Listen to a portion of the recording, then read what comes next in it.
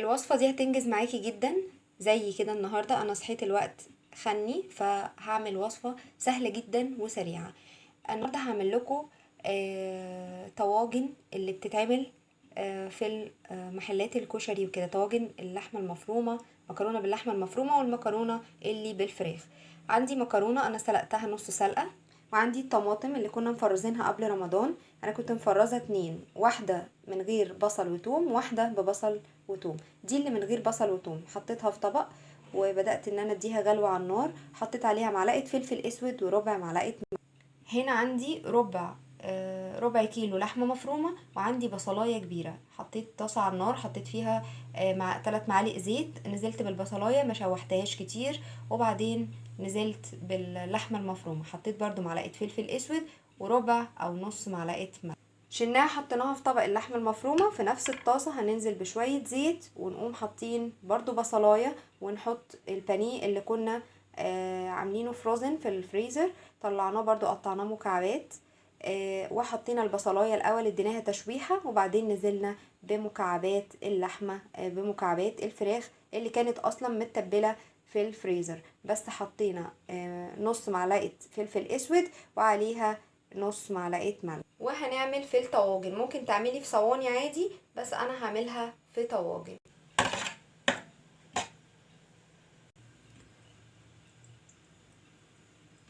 اول حاجه هنعملها هننزل كبشة صغيرة من الصلصة. بعد كده هننزل بكبشتين لحمة مفرومة،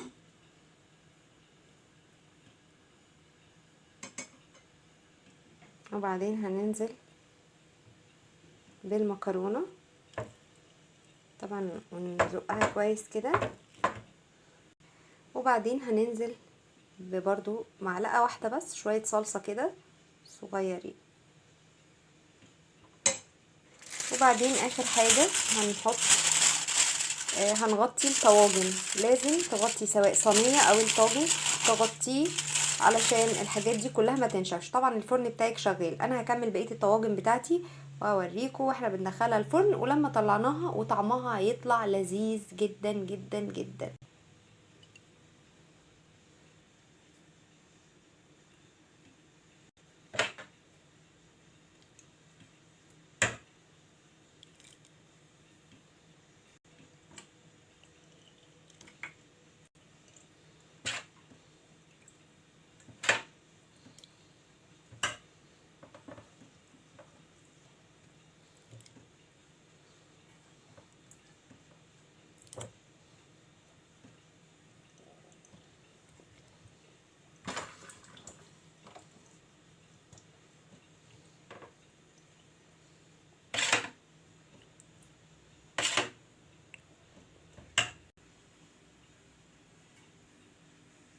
وبعد ما غطيناهم كده بالورق ده نبدأ نحطهم في الفرن.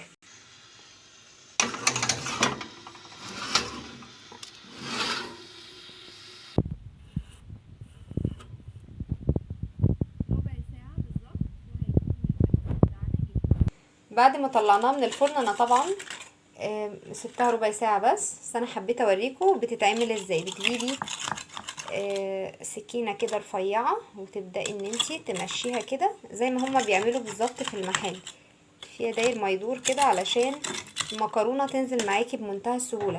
اسهل اكلة واسرع اكلة وطعمها يجنن. انا كده ايه خلاص جبت الطبق. بسم الله. ده اللي بايه، ده اللي باللحمة المفرومة.